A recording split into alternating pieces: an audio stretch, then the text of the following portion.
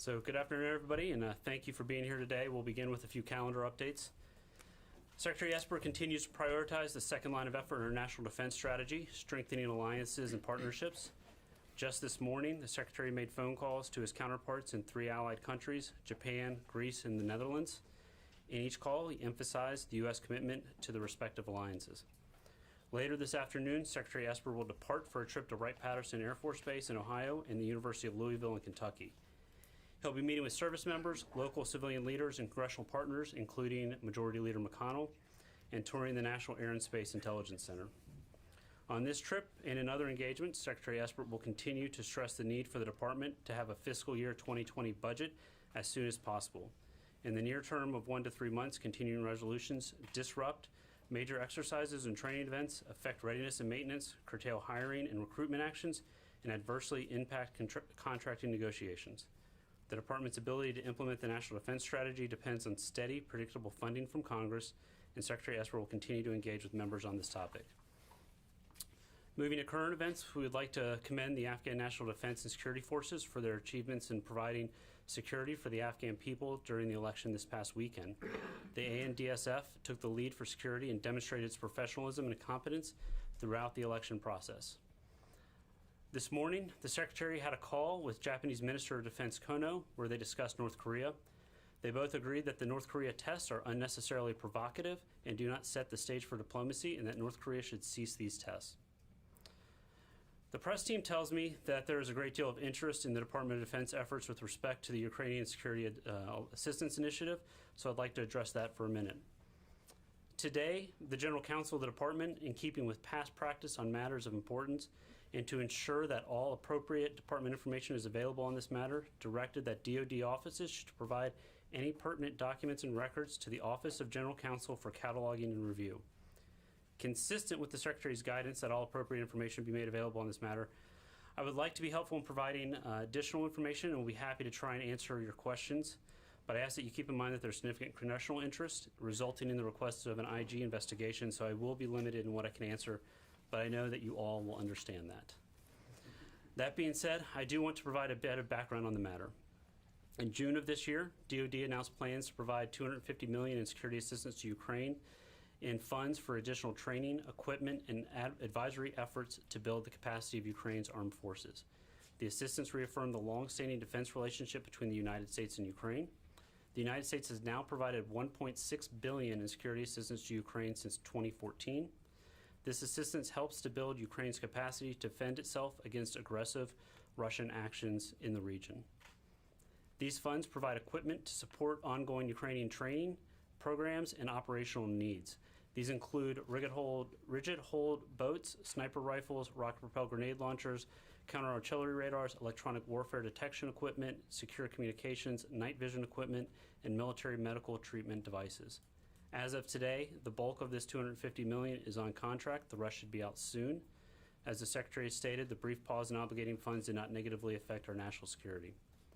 The Department of Defense remains committed to helping Ukraine implement provisions of Ukraine's 2018 law on national security to strengthen democratic civilian control of the military, promote command and control reforms, enhance transparency and accountability in acquisition and budgeting, and advance defense industry reforms. These reforms will bolster Ukraine's ability to defend its territory integrity in support of secure, prosperous, democratic, and freer Ukraine. So with that, Colonel Ryder and I will be happy to take your questions. So. Oh, we got everybody. Nope, we'll go right here. The General Counsel did this proactively. What was the rationale behind it? What kind of information will you be providing?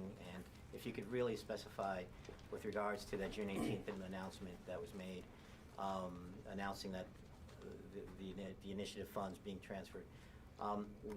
What triggered the hold in July of that if we already had the Rude letter in May and then the June announcement? So with regard to the General Counsel memo, my understanding is this is a fairly standard practice that when there's a significant level of congressional or IG interest in a matter, for the department to take steps proactively to ensure that that these materials are available. So to me, I think it seems to be a fairly routine but proactive measure that we're taking. With regard to the timing of conversations or announcements, that's going to be one of those things that I'm not going to be able to get into, particularly between conversations between the department and the White House in terms of the timing of notices or what was conveyed in that. But can you confirm that OMB directed the Pentagon to stop the flow of that package for certain reasons back in July? I cannot confirm the conversations between the department and the White House as part of this review. I think you guys understand that that's going to be part of the conversation that's taking place, and generally we're conversations with White House fall into a different category of things, and in this case I'm not going to be able to comment on those. So let's go over here. Go ahead, Tony. Can you talk a little bit about, were any DOD officials, either Secretary Esper or any policy people, listening in on the President's perfect July 25th phone call? No, they were not. Nobody was sitting in? No. To Can my I- knowledge, no one from the Department of Defense was on that call. I've specifically asked the Secretary of Defense that question, and he was not on that call. Can I ask you to react to one thing? Lindsey Graham, the senator, last week told reporters the actual delay in aid was coming from the Pentagon as much as anybody else, because they don't know much about the new president and whether he could be trusted. What do you think about that? Was that accurate? In keeping with my long-standing practice of the last press briefing, is I'm not going to comment on what other people were thinking in their comments. So I haven't spoken to Senator Graham on that. I can't explain his comments on that. I mean, you've delved into this pretty deeply, it sounds like. I mean, does that accurately reflect what you were hearing within the building here? And what was the part? The actual delay in aid was coming from the Pentagon as much as anybody else, because they didn't know about the new president, whether the new president could be trusted. Our goal throughout the process was to have the aid out the door by the end of the fiscal year. And so we'd been taking steps throughout the process and did so that we reviewed, made a determination on the aid, and worked with the interagency to get that aid out the door. And as I mentioned, the bulk of that aid went out the door prior to the end of the fiscal year. The rest of it will be going out in the next few days to a week. And so we believe we accomplished that. So go back over here. Thank you for doing this. Let's talk about the Javelins real quick. Can you confirm that there's 150 Javelin missiles that are being sold, 10 launchers for $39 million? Can you just confirm the brass tacks of that? And then for you, Colonel Ryder, what more can you tell us about the North Korea launch that you guys have confirmed? Do we know where it hit? Do we know any additional details? And also, has Mali reached out to the U.S. for additional assistance with the situation going on there? So I think your first question referred to military assistance or foreign aid assistance that came out under a State Department program. The general rules, we don't talk about what the equipment is until congressional notification has taken place. It's not my understanding that congressional notification on that particular funds has taken place. I believe it could be any day now. So I can't get into the specific equipment that are part of that funding batch, but would have to refer you to the State Department on the time and when they're going to notify Congress. And Carly, thanks very much for your question. As we understand it, North Korea fired a short to medium range ballistic missile some 280 miles into the Sea of Japan. And what we know is that the missile was fired from a sea-based platform in the Wonsan Bay. That's about all I can provide at this point. In terms of Mali, I'm not aware of any request, but we can look into that. Lita, sorry. So, a couple questions. One, has the Secretary asked for any review other than this General Counsel collection of data? Has the Secretary asked for any sort of review to also kind of see what DOD's role may have been in this? And then secondly, has the Secretary had any conversations with allies over the last couple of weeks about this issue, and is there concern that other allies may worry that similar requests may be made of them regarding political strings on aid? So to the first one, I'm not aware of any further investigation. I think the department is, throughout the process, we've been clear in our review of the determination whether to go through with the sale, and have followed the process that I think is pretty well laid out and that we are familiar with. And there's been, to my understanding, there's been no hint or allegation of any type of change in our process here at the department. So I'm not familiar with a request for review on that matter. But with regard to your second question, Secretary has had a number of conversations with his allies and partners. I'm not going to speak to the context of all of those, the ones that I've been present for. But I think our allies are fairly comfortable with the fact that the United States has been focused on partnership and alliances around the world and working with our partners. We just traveled through Asia. We just did a European trip. The Secretary's going to be traveling again and meeting with allies. He's been doing bilats. We've been very consistent that we're going to be supportive of our allies and partners. We're going to continue to follow through and present and press forward on aid packages. But one thing that's been consistent that the administration has said and the President's reiterated and the Secretary's reiterated to our allies and partners is we're expecting our partners to do more. We want partners and allies to not only be standing with us, but to have capabilities when they're standing with us. And that's something we've reiterated throughout. So. Hi, thanks for doing this. You mentioned at the beginning the Secretary Esper had calls with 3 of his counterparts. At the end of October, it's going to be a year since active duty forces were sent to the U.S.-Mexico border. And Secretary Esper, the last we heard, has not yet called his Mexican counterparts to discuss the border deployments and areas of mutual concern. Two-part question, please.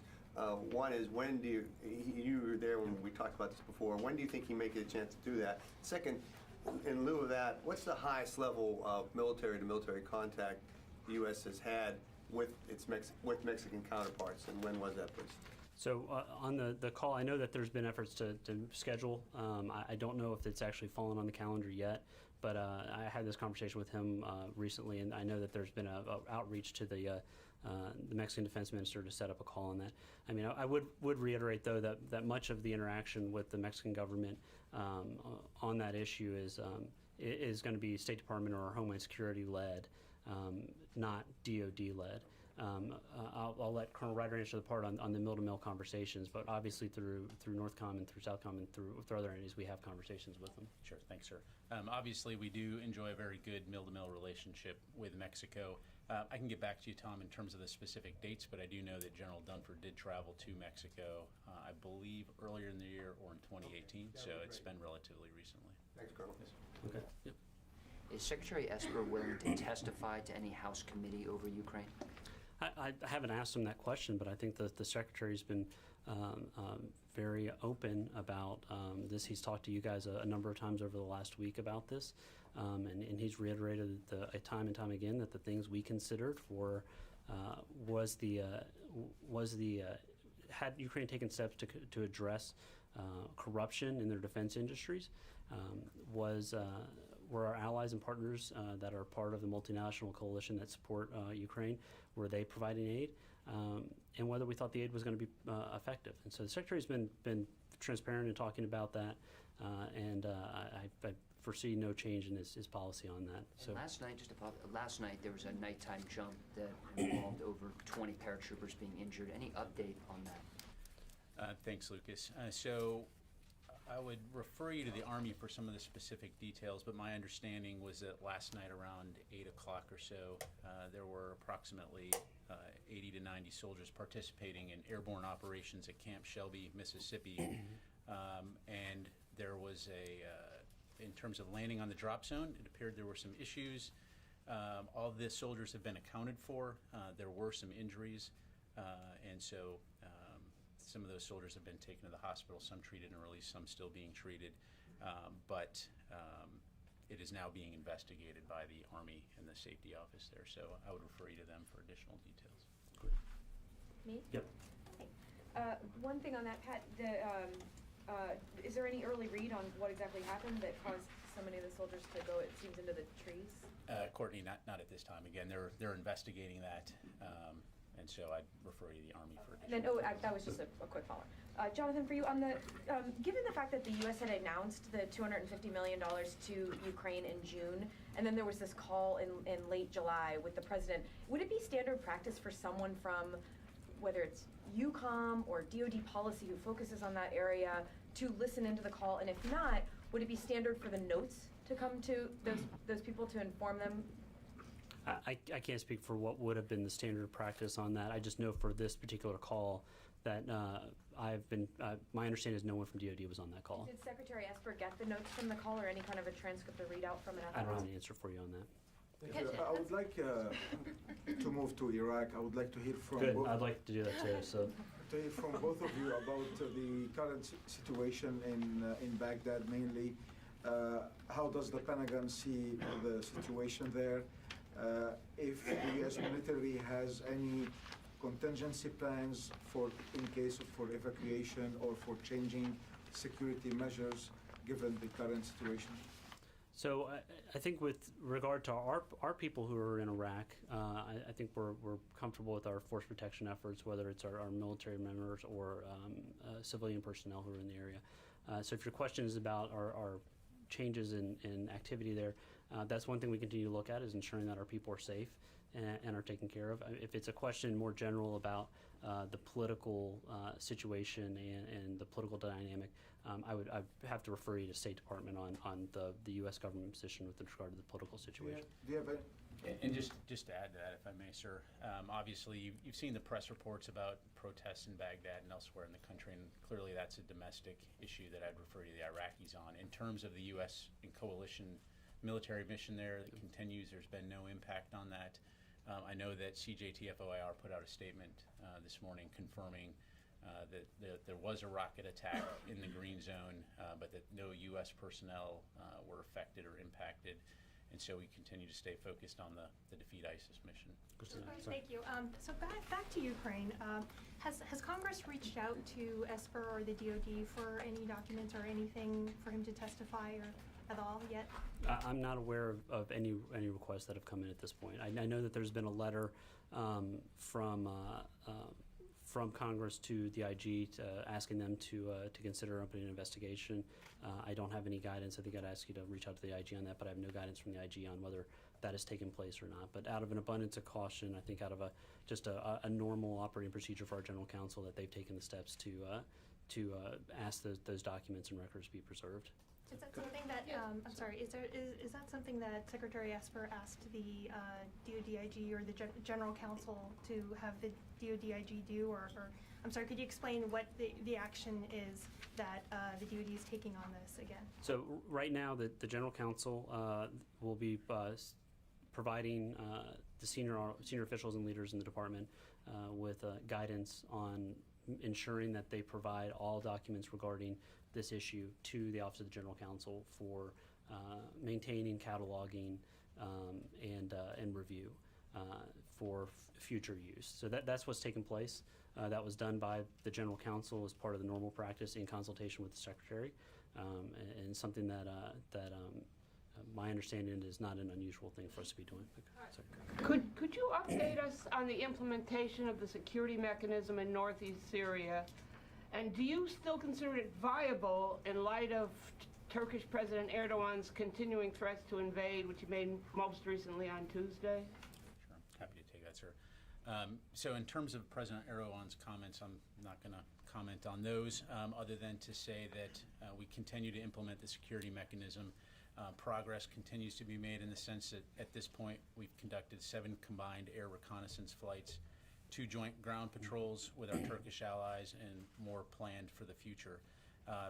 As I've briefed in the past, we continue to see YPG fortifications being dismantled with the SDF, and so that again shows a good faith effort on the SDF's part to help implement this mechanism.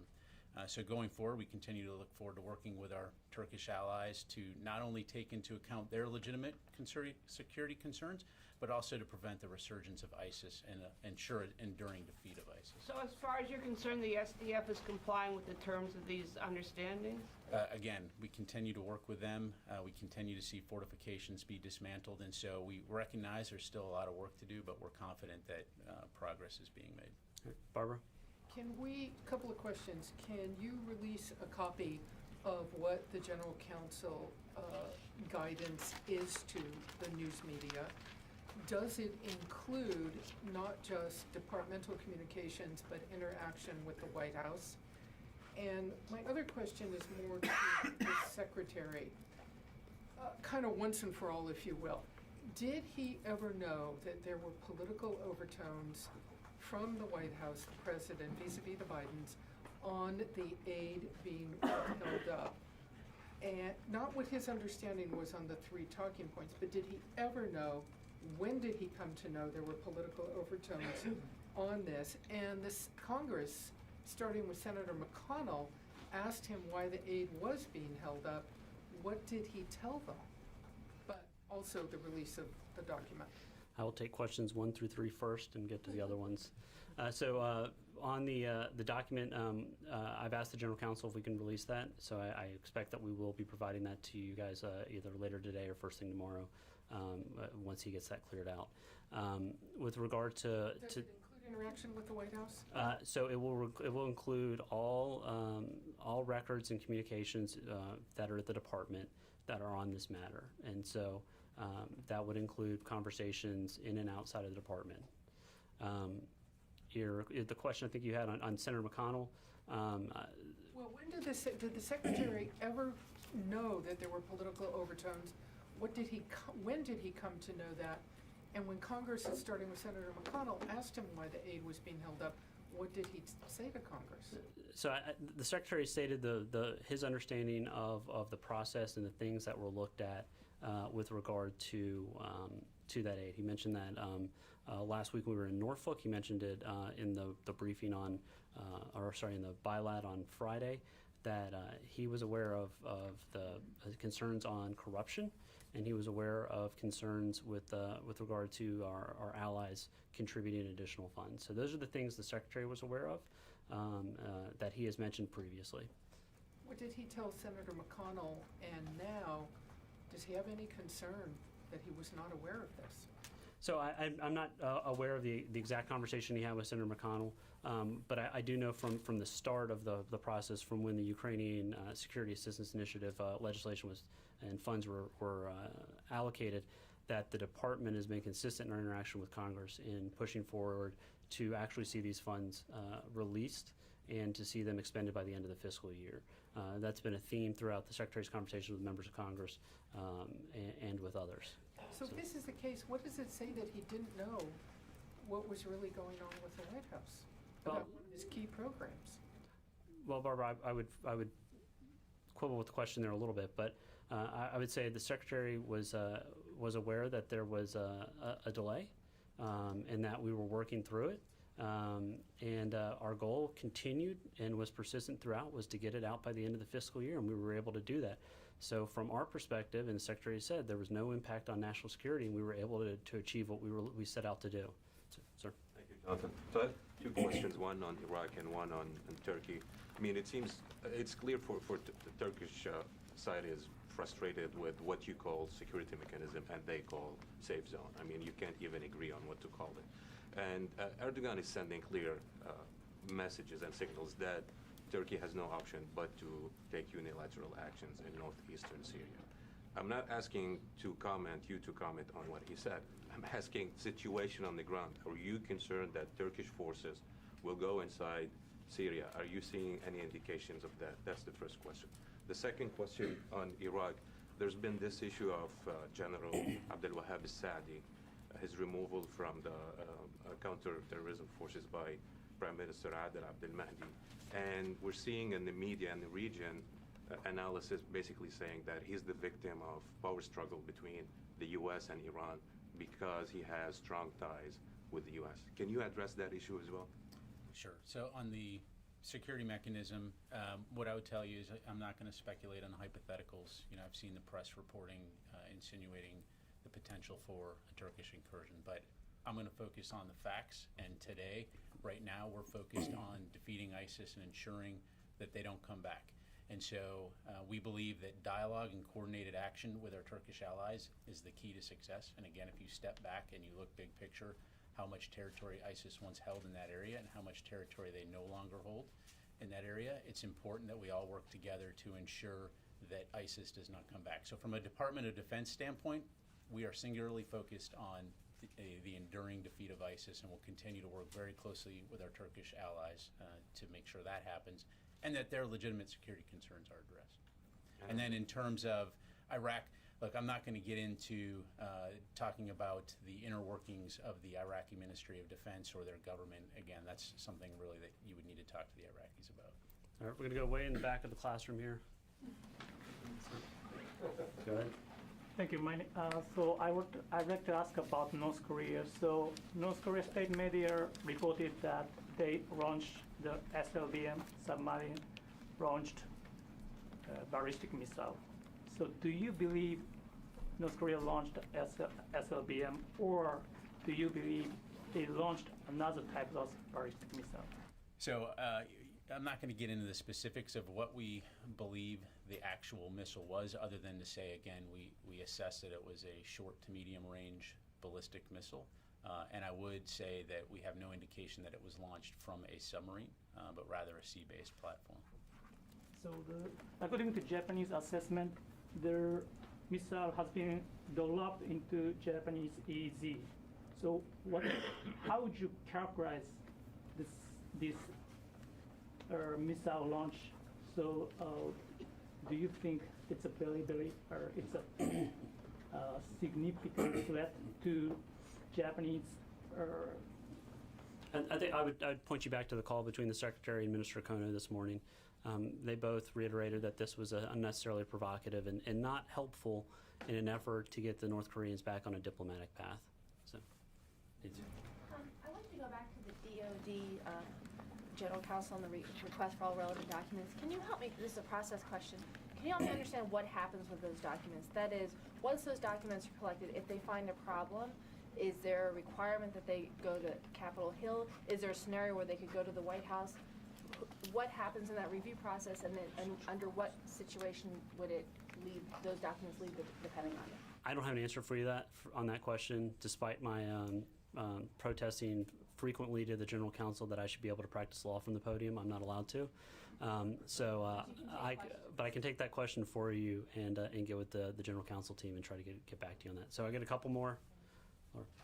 Hey, sir, can you give us an update on the movement of equipment from military equipment to Saudi and the UAE? Just give us a status update on that. Has the equipment got there yet? And have there been any further decisions to send THAAD battery or have a permanent aircraft carrier presence in the region yet? So, Laura, what I would tell you, first of all, obviously we made the announcement last week in terms of what we would be deploying, but for operation security reasons, I'm not going to talk about specific deployment timelines right now. In terms of the UAE, it's important to highlight as well that the deployment of those forces is to Saudi Arabia, not to the UAE. Okay, and so that consists of working with State Department to help expedite some pre-existing requests, military aid requests or assistance requests that UAE had requested. In terms of the carrier, what was your question again? Has there been any decision in terms of perhaps maintaining a continuous aircraft carrier? Yeah, right. So in regards to our aircraft carriers, regardless of where they are in the world, again, for operation security reasons, we're just not going to talk about deployment timelines.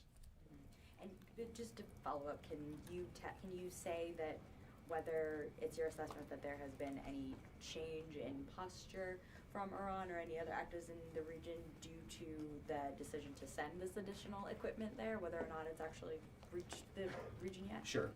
So what I would say is that obviously we continue to see, Iran posing a threat in the region, and so we believe that we've responded accordingly, and that we have the forces we need in the region to not only protect our forces and those of our partners in the region, but also to deter future aggression by Iran against the United States.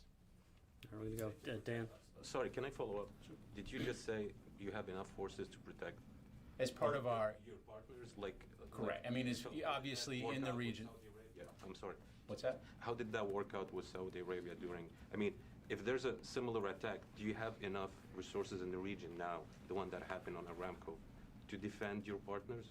What I was saying was we have enough forces in the region to protect our security interests in the regions, which includes working with our partners to help them defend their interests as well. Dan? Thank you. If nobody in DoD was listening in on the call, and it seems unclear how many people in DoD are even aware of the call, is the Secretary concerned or comfortable with the amount which the department is involved in national security decisions at this point?